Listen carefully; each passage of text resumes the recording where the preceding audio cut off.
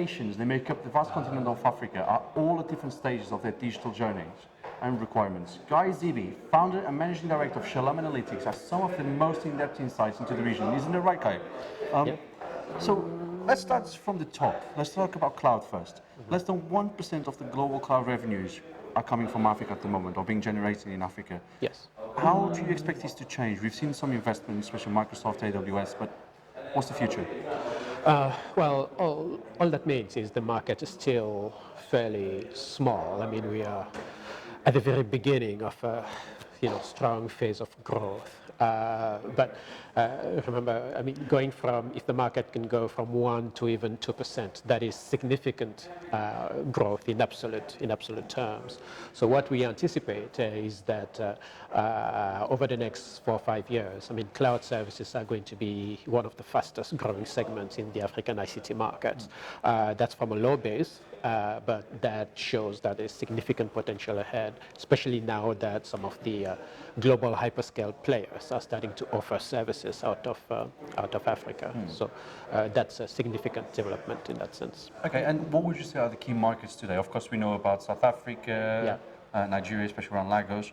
Accra is becoming a big hub as well. Yes. What would you say are the other main markets in this region? You can group your African markets in, I would say, 3 main categories. You have, South Africa obviously stands alone because of its size, the level of development, the scale that can be generated, and so on. Then you have a kind of a group of markets that include kind of Kenya and Nigeria.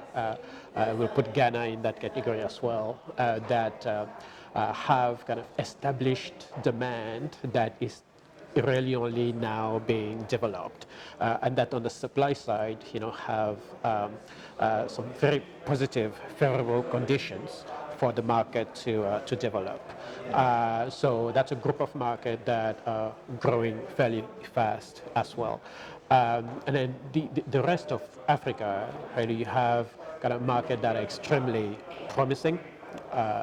I'll mention markets like Senegal, for example, Ethiopia, and those are markets that have some unaddressed demand because there's a kind of good enterprise, relatively deep enterprise markets, but so far at least, there hasn't been good enough kind of supply to address that demand.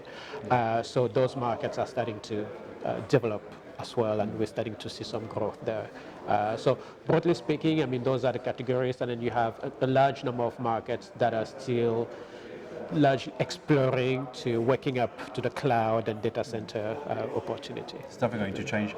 If you had to do some predictions, and let's say 2025, which is not too far away, it's 5 years away more or less, what would you say would be the major markets? Are the ones that we have to take on a shift, or is it going to be the same? Yeah, I think it's mostly going to be the same, because when you, there are a number of things that drive kind of cloud and data center colocations markets. I mean, the markets that are large centers of traffic, that are large hubs for data usage, are typically going to continue to attract the most investment, and those are going to be the larger markets and so on.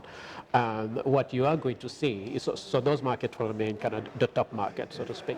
But what you are going to see is that more markets will awake to the opportunity, and the opportunity is going to be more broad-based as opposed to really more concentrated around South Africa or Kenya and so on. It's really going to be kind of across the board. Those some markets will be smaller than the others. So.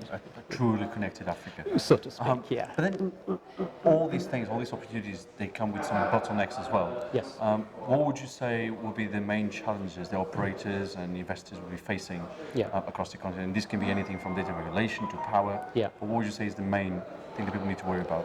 Yeah, I mean, there are some challenges that are fairly structural, and that are going to require significant investment to overcome. I think the ready availability of affordable source of power and energy is a significant one. I think you cannot access cloud services if you don't have power. electricity. I mean, that's kind of a basic tenet. So that's improving. Thankfully, across many markets. I mean, the power infrastructure is improving, but it remains a bottleneck to kind of faster development. Connectivity and the cost of connectivity is still a challenge as well. I mean, prices are declining, but in order for cloud services to be adopted on a kind of semi-mass scale, you really need to have a more significant decline in the cost of bandwidth, not only at the retail level for the consumer and the end user, but at the wholesale level. So we are seeing that in pockets, but it has to be a more kind of pervasive movement. And then the last piece that's extremely important is what you were mentioning around regulation. I think regulation is going to be one of the major driver of cloud adoption and colocation service adoption in Africa. A lot of Africa's content, or a lot of the content that is consumed in Africa, sits outside of Africa. I mean, it's tough to put numbers on that, but it's quite a high percentage. it's higher than 70%, right? So someone was saying 90% this morning, which is quite a lot. Yeah, absolutely. So it's a high number. So one of the key challenges is to bring that data back, and one of the ways that a lot of that data is going to come back is going to be through regulation, which is not always the ideal way of doing it, but with data sovereignty becoming a little bit more of a concern around the world, I mean, that's going to happen here as well. There's almost an analogy between Africa and India.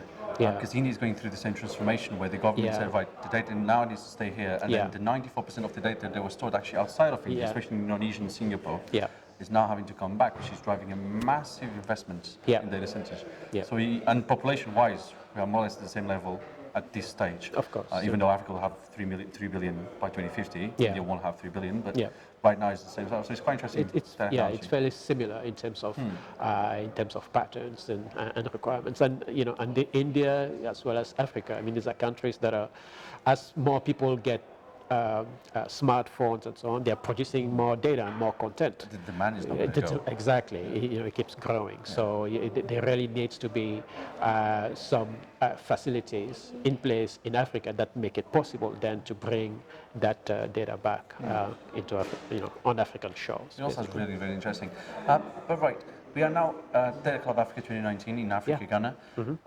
By the time we come back next year for the 2020 edition, what would you expect to have changed in the market? What's the one big thing that you forecast for the next 12 months? Next big thing, I'll say a few more hyperscale announcements. Exactly. A few more hyperscale announcements, including potentially kind of one outside of South Africa. I think will be something to hope for, and it certainly will be kind of a significant development when we come back next year.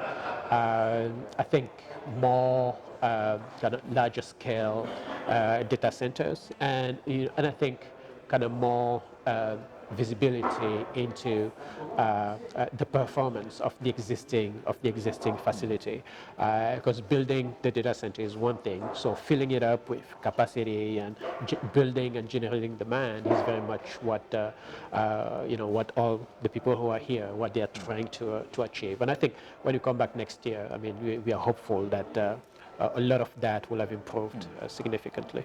Would you have any numbers in terms of square footage flowing off what you expect to be built? Yeah, broadly, I mean, what we're looking at, not as much necessarily for next year, but when we look at the African marketplace, I mean, in terms of white space capacity, I mean, we're looking at the total market at about towards at the end of 2019 around 125,000 kind of square meters of white space.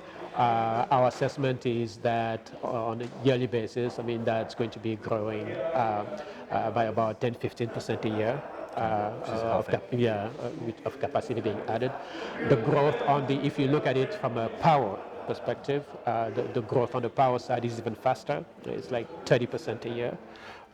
So, our anticipation is that the gross power that we have in Africa for data center is essentially going to double over the next 5 years. So we are going to go from I think the numbers are around 120 or something like that, actually 250 megawatts, and looking for that to double kind of going forward. So, I mean, the broader dynamic is definitely one of fairly significant growth going forward. It's taken us a while to get to this stage, but Yeah. the next stage is going to take us just a few months. Yeah. It's almost, Yeah, it's going to double. Everything's gonna double. absolutely. I mean, it's a matter of dynamic. I mean, it was kind of slow for things to pick up, but we've And reached an it's inflection boom. point, and Yeah. now it's just All right. taking off. Yeah. Okay, guys, thanks a lot for talking to me. All right. Don't forget you can follow Data Economy on Facebook, LinkedIn, Twitter, and Instagram, and also visit the website on www.data-economy.com.